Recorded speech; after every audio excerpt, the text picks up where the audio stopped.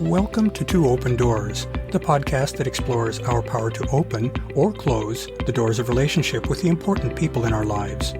We hope you'll learn from and share your wisdom with our community. Thanks for joining us. Up to this point, the Two Open Doors podcast has been exploring the foundations of deep human connections. Relationship can seem like a pretty abstract concept. Associated terms such as intimacy are multifaceted and wide-ranging. Other aspects of human relationships, such as our physical connections, can seem much more concrete and tangible. In this post, we'll explore the reality that each person is a multitude, in that their human experiences are a multi-layered thing. Some people see humans as embodied spirits, to suggest that our bodies are a sort of vessel for our minds, emotions, and spirit. Others are less inclined to see people as spiritual beings. They prefer to see our bodies as the sum total of our existence. Even those in that camp, though, are quick to admit that we all have an inner life that revolves around our thoughts and emotions. There's more to us than just a physical wrapper. Let's dive into this view of human relationship as a multifaceted, multidimensional thing. To do so, I'd like to capture some highlights from the emotional, mental, physiological, or EMP model of the human sexual response cycle, which I developed as part of my doctoral dissertation in sexology. While I created EMP as a framework for describing the many factors that play into human sexuality, it is more broadly a framework for understanding deep human connections, of which sexuality is, of course, only one aspect. We humans traverse a specific cycle of steps or stages in the course of a sexual experience. These stages can be described as the progressive steps in a human sexual response cycle. Of course, this cycle supports extensive flexibility. It's likely that no two people traverse the SRC in exactly the same way. And in fact, a given individual probably takes somewhat different paths through the cycle at different times and under different circumstances. The EMP model includes a set of internal, that is, within the person, states that an individual transitions through in the course of a sexual response cycle. In a diagram of how EMP operates, a time arrow indicates that flow through the states occurs from left to right, were it to be diagrammed. In addition, the states are partitioned across three different levels or tiers of experience. A physiological or physical level, which is what's happening in one's body. An emotional level, what's happening within one's emotive subsystem. And a mental level, the thoughts or conscious contents that are occurring within one's mind. As an important distinction, emotions are subconsciously induced and may not rise to the level of consciousness, while in contrast, feelings are the conscious mental images of emotions. Emotions thus operate within the emotional tier of the diagram, while feelings occur within the mental tier. Note that this description of the EMP model is greatly simplified from the detailed model, which was the subject of much research and a 200-page dissertation. Still, the preceding description conveys the gist of how the EMP model operates. When a state within the model becomes active, it can contribute toward the activation or deactivation of states at both the same and other levels. As a concrete example, one's beliefs and feelings about sexual situations, which of course occur on the mental and emotional levels, can strongly affect whether arousal builds or diminishes on the physiological level. Worries or distractions can have the same effect. The central goal of the EMP model is to clearly show that sexual expression is far from just a matter of sensations, hydraulics, and muscular contractions. It is a full being experience in which our mental and emotional state is at least as important as the sensory cues and sensations that we receive. So why might this EMP model be helpful? In our Western culture, we often tend to approach relationship in a mechanistic way.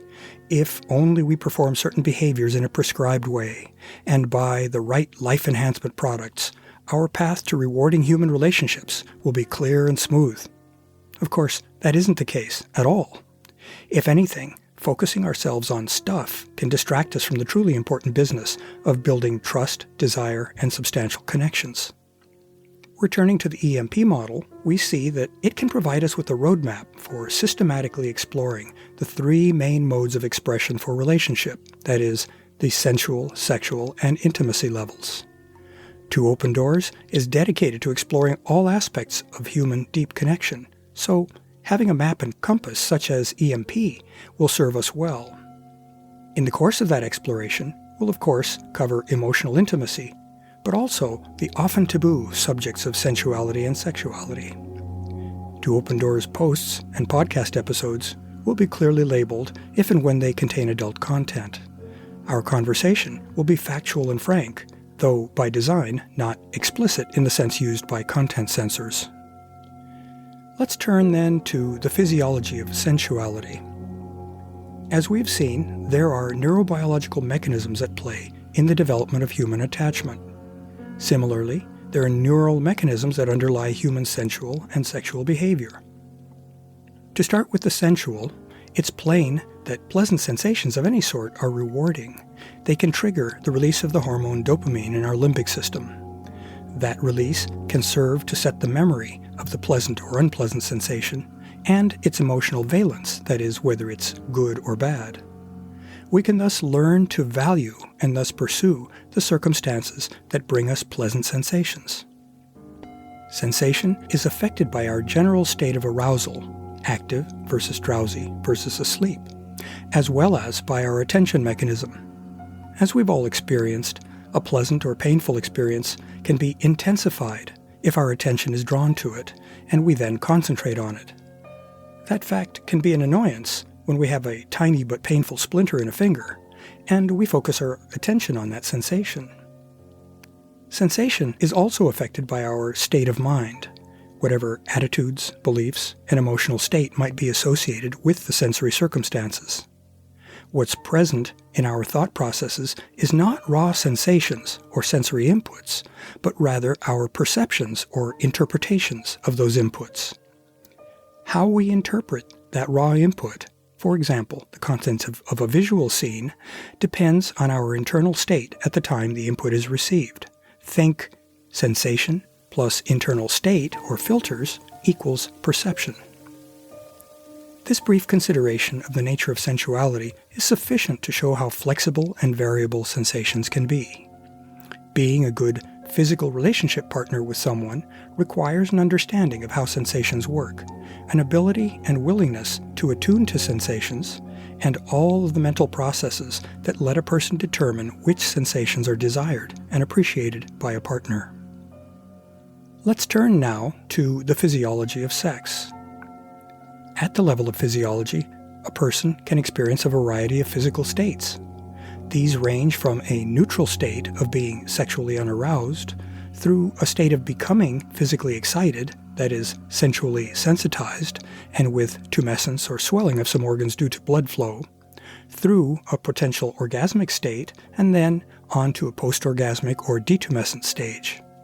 Both men and women experience sexual libido, which is drive or appetite, to varying degrees and in varying circumstances. Interestingly, arousal can occur even without conscious decision or even awareness. This arousal non-concordance, as it's referred to, reflects the fact that our sexual arousal is partially driven by subconscious factors, such as the pleasing proportions of an observed male or female figure. Such stimuli are sufficient to trigger an emotional response, which can then promote or dampen further arousal. In addition, though, arousal can grow because of conscious decisions or consciously perceived stimuli. That provides a top-down pathway of influence from our mental processes to our physiological processes. Top-down factors can strongly influence one's physiological sexual state. For example, the occurrence of a negative emotional reaction to a partner or his or her actions may be sufficient to quash the growth of arousal. That demonstrates top-down influence of the emotional layer over the physiological layer. Similarly, personal beliefs about how sex should occur can affect how receptive or unreceptive one is to arousal. To use a somewhat pathological example, a person's belief that, quote, good girls don't do that, or that, quote, guys will be guys, can affect arousal. This is an example of top-down influence of the mental layer over the physiological layer. There's a very insightful theory about the interactions between the mental and physiological levels. It's called the dual control model of sexual response, developed by Dr. John Bancroft and Dr. Eric Janssen in the late 1990s. That theory proposes that the human cortex, our most evolutionarily advanced brain region, exerts a mostly negative, that is, inhibitory or damping, effect over arousal, while subcortical brain areas, such as the amygdala and hypothalamus, provide a positive sexual drive. Our brain's higher centers thus serve largely as a parking brake over sexual excitation, while subcortical brain centers act as the gas pedal. So what sorts of things does the EMP model suggest at the physiological level? Well, it provides some useful insights into how we can manage the physiology level functioning of our sensuality and sexuality. We can draw the following conclusions regarding how our physiological layer operates. First, our libido, or sex drive, reflects a testosterone-driven appetite whose intensity varies between people. Next, arousal can occur below the level of our conscious awareness, sometimes resulting in surprising arousal non-concordance between our felt state and our actual physical response. This occurs in the emotional layer. Third, our emotional processing level can promote growing arousal through pleasure-based learned associations, and it can reduce arousal through pain-based learned associations. And fourth, our mental level, in which beliefs, attitudes, and feelings are processed, can likewise affect arousal through the emotional layer's learned associations with pleasure and pain. The mental layer includes processes through which desire and physical receptiveness compete against aversion or lack of desire. So looking ahead a bit, in our next episodes, we'll examine how the emotional and mental layers of our sensual sexual control system work. That will give us some insights into how emotion and cognition play into our deep relationships. Stay tuned for that. To learn more about Two Open Doors and to engage with our community, I'd like to invite you to visit the Two Open Doors website at twopendoors.com and the Two Open Doors Facebook group. Finally, I invite you to contact me directly by writing to me at claude@twoopendoors.com. I'd love to hear from you, and I'll use your inputs to guide my work on future podcasts and blog posts. Thanks so much for visiting Two Open Doors.